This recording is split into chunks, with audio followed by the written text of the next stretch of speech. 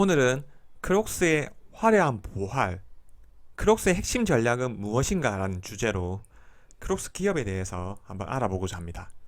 다들 아실 겁니다. 남학신 슬리퍼.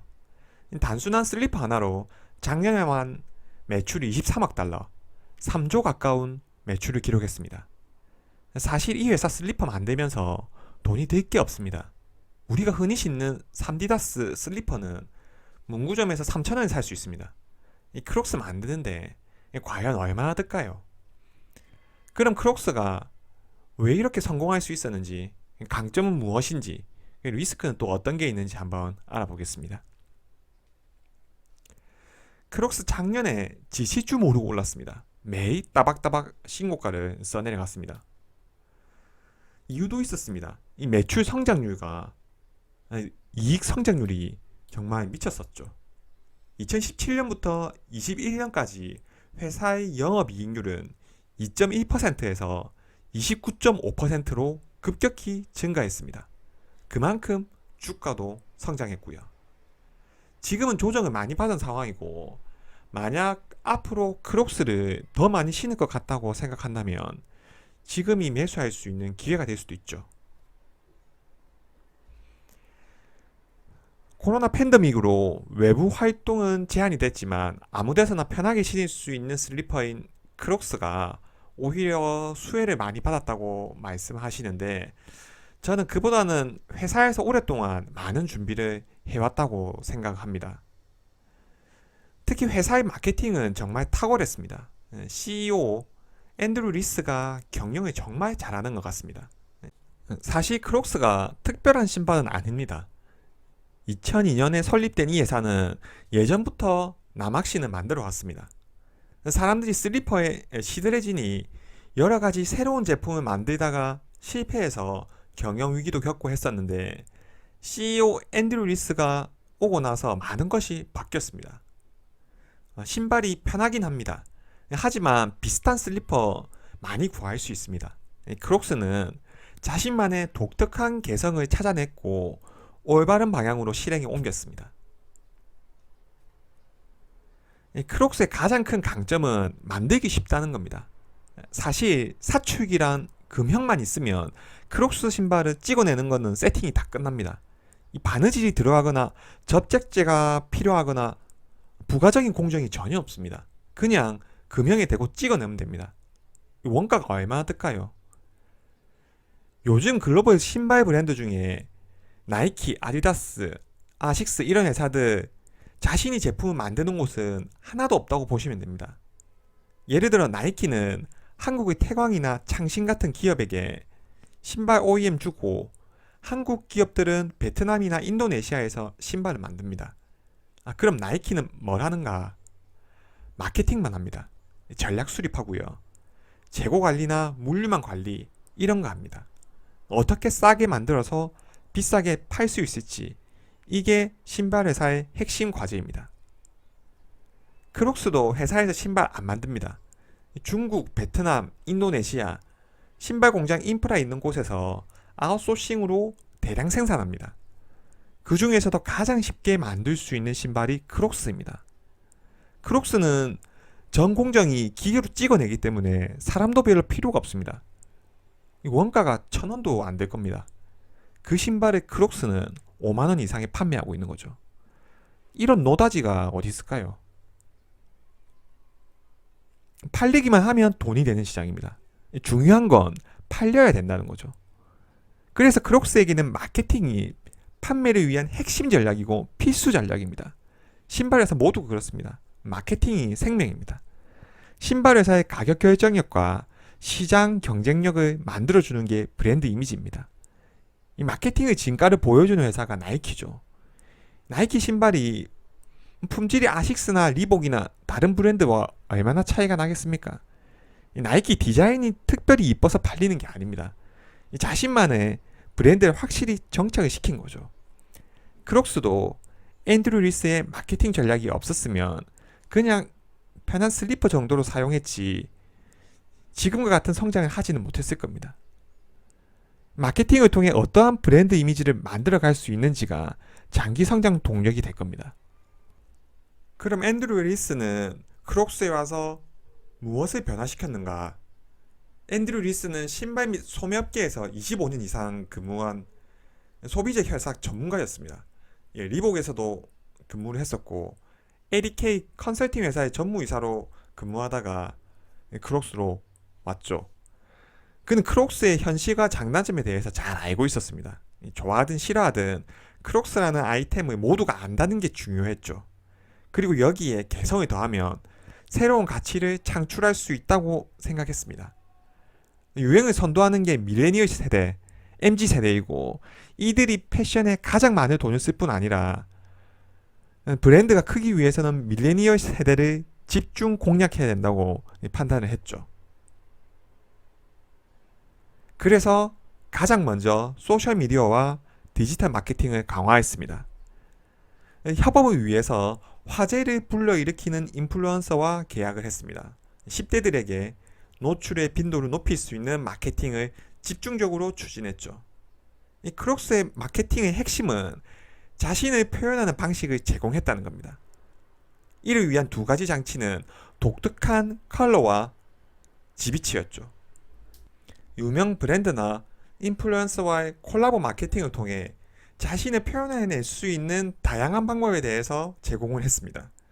팝스타 저스틴 비버, 디자이너 살레 벤버리, KFC 등과 콜라보한 제품은 발매 즉시 완판됐고 리세일 가격이 정가의 10배 이상 오르기도 했습니다. 글로벌 스타들은 크록스를 신은 사진을 SNS에 올렸고 이러한 화제성을 바탕으로 크록스는 점차 MZ세대 소비자로부터 사랑받는 브랜드로 떠올랐습니다.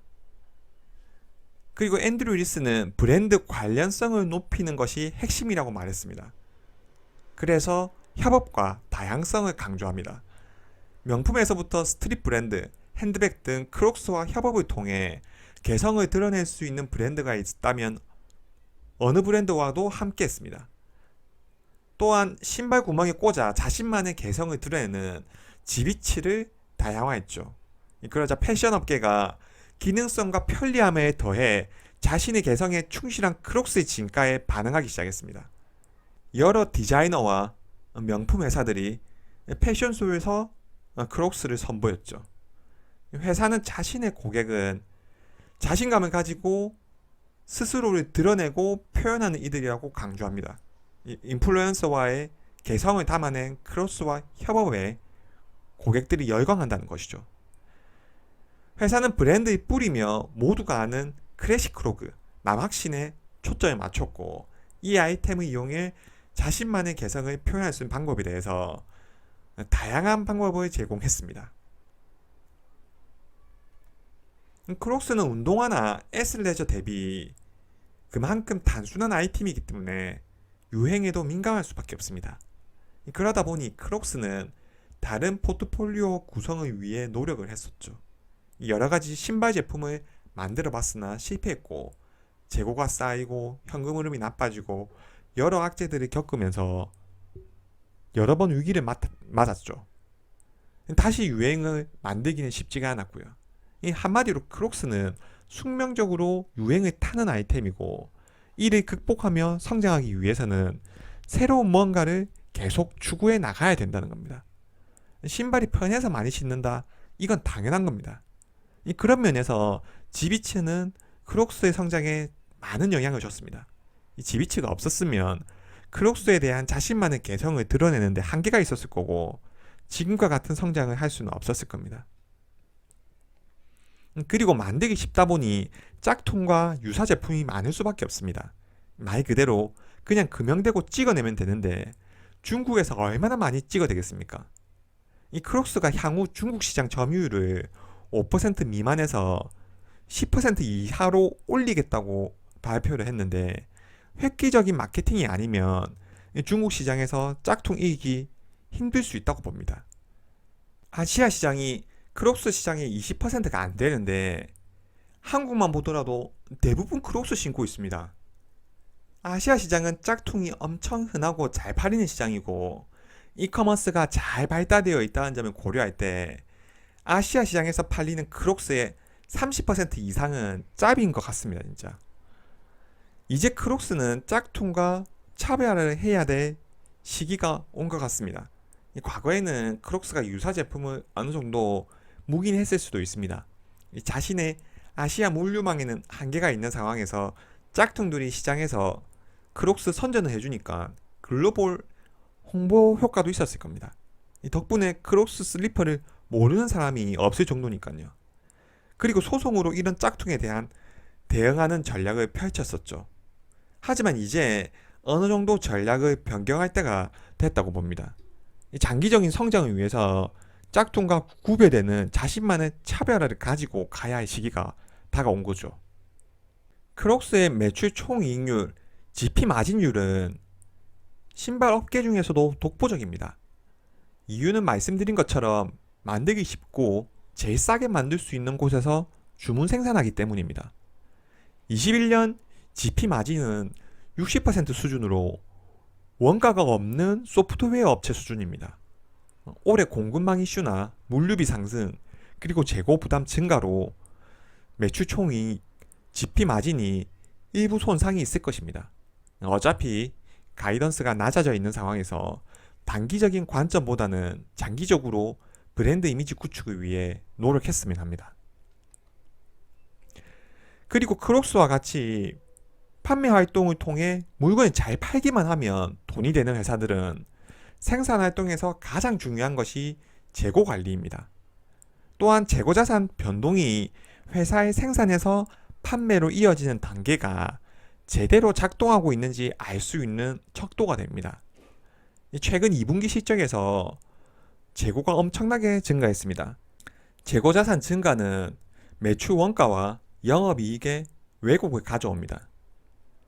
매출 원가는 제품을 생산해 재고로 쌓아두었다가 판매된 재고에 대해서 매출 원가로 계산하기 때문입니다.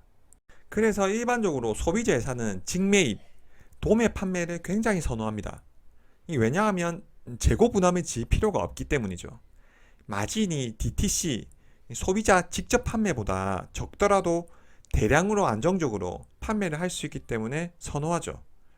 하지만 가격 정책을 일률적으로 유지하기 어렵고 브랜드에 훼손이 생길 수 있는 우려 때문에 잘 팔리는 제품은 직매입 잘 안 하려고 합니다. 2분기에 크록스 직매입, 도매 판매가 온라인 판매 대비 많이 증가했습니다. 이는 DTC로 판매하기에는 재고 부담이 더 커져서 도매상에게 마진이 일부 훼손이 있더라도 대량으로 물건이 넘겼다는 말이 됩니다. 3분기에 어떻게 나올지 한번 지켜봐야겠죠.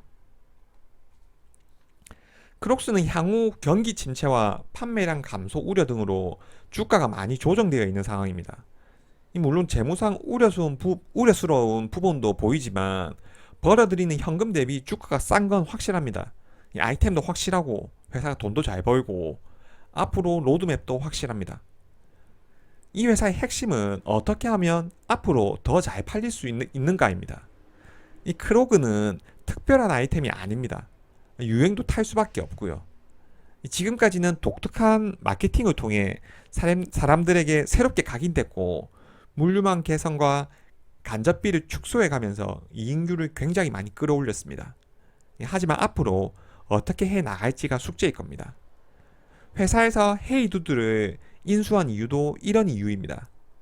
소비재 회사의 숙명은 자신의 공급망을 가지고 더 많은 포트폴리오를 추가해가며 규모의 경제를 키워가는 겁니다. 그리고 크로그 디자인 이후에 다음 타자인 샌달이나 다른 제품군을 크로그 매출 비중만큼 성장시켜야 하는 숙제도 있습니다. 그리고 매출의 60% 이상을 차지하고 있는 미국 비중을 줄이고 글로벌 매출을 증대시켜야 하는 과제도 있죠. 2분기 재무제표를 보니 꼼꼼히 챙겨봐야 될 부분이 몇 가지 보입니다. 다음 시간에는 크록스 2분기 실적과 우려할 점들에 대해서 한번 이야기해 보도록 하겠습니다. 그리고 마지막으로 크록스 주식 매수를 고민하는 분들이 있다면 크로그만큼 이 샌달이나 슬리퍼도 마음에 드시는지 한번 생각을 해보시면 될 겁니다. 최근 크록스가 밀고 있는 아이템입니다. 이 신발도 시장에서 먹히겠다 싶으면 크록스 주식 사면 됩니다. 일단 팔기만 하면 돈이 되는 회사이기 때문입니다. 근데 크로그 신지 이건 안 팔리겠다 싶으시면 좀 더 지켜보시죠. 그럼 크록스 다음 영상으로 찾아뵙겠습니다. 감사합니다.